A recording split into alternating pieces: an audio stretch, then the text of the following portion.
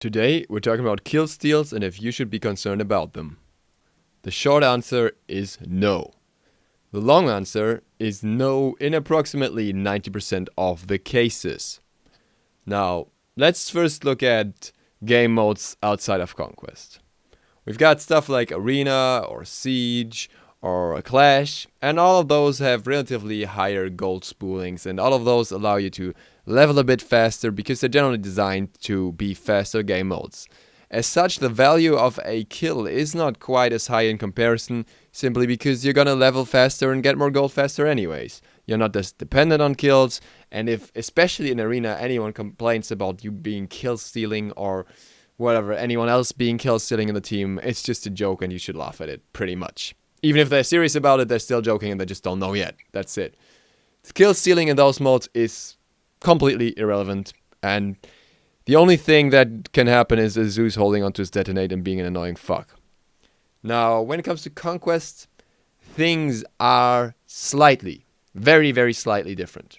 First, remember that in Conquest, gold and XP generally come in a lot slower than in other modes. A game is going to last longer, and as such, it's going to take you longer to get to the end game, to get your build finished, to get to level 20, and all that stuff. Therefore, for certain characters, kills can be very important. Some characters are more designed to level a fair bit, at least, through kills. This is especially true for characters like Thanatos. And there are characters that are not so much dependent on kills, but rather go through the game at a stable pace, no matter if they get a lot of kills or not. One example here would be the majority of defensive supports. Like if a Sylvanas has 3 kills or 7 kills, is hardly ever gonna be very relevant.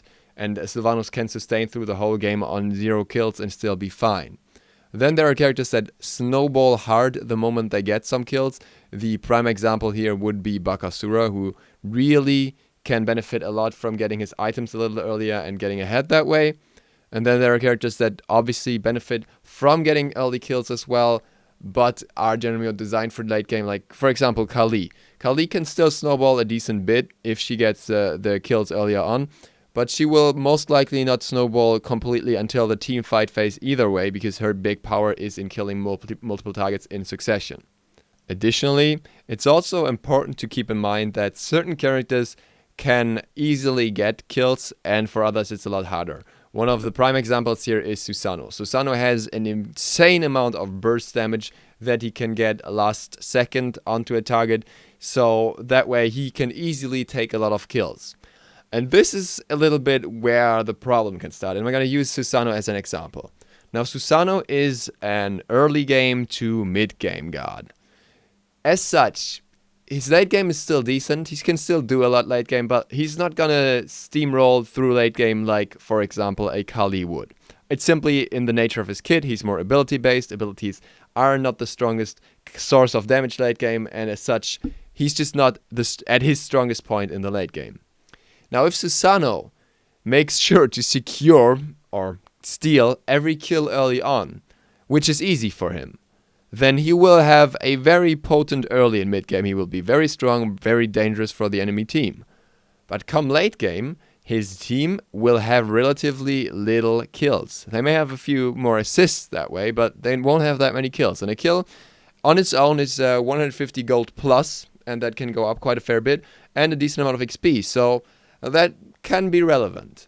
And now imagine you have a Scylla middle, and there were 5 kill opportunities in middle, of which in one scenario Susano took all 5, and in the other scenario Susano took 3, and in 2 cases he just held onto ability, seeing if Scylla could be able to secure the kill, and she did. Now Scylla's on 2 kills. This 2 kills can mean so much late game.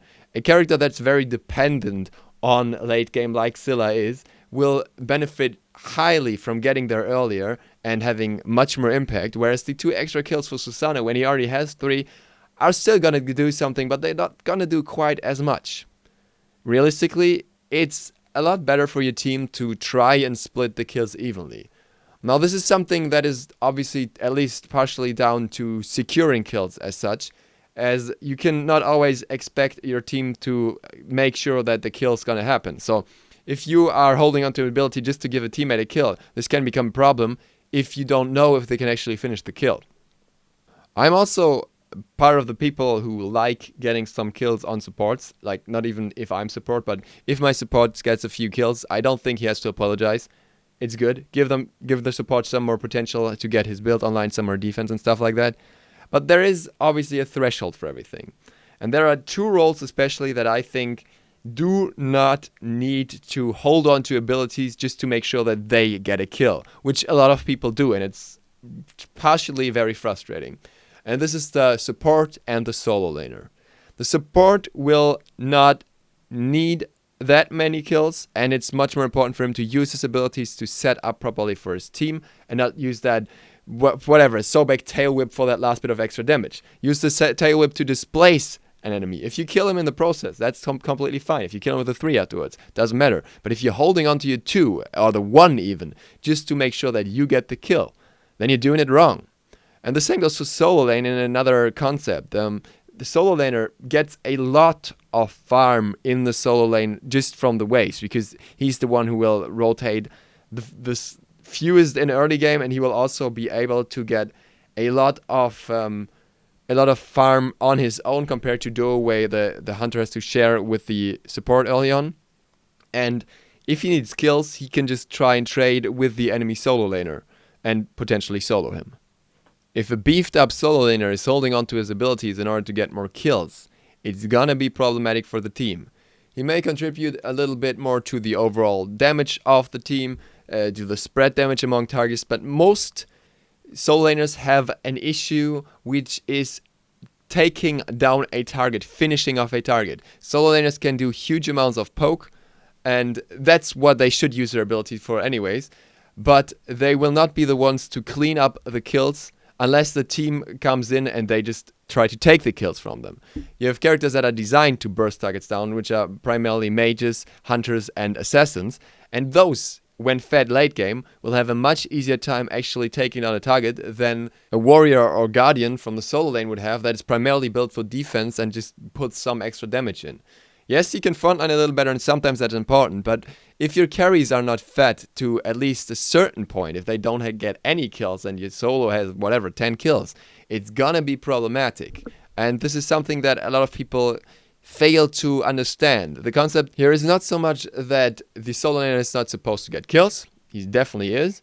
But the point is that, different from other roles, at some point you have to make sure that your carries get fed as well.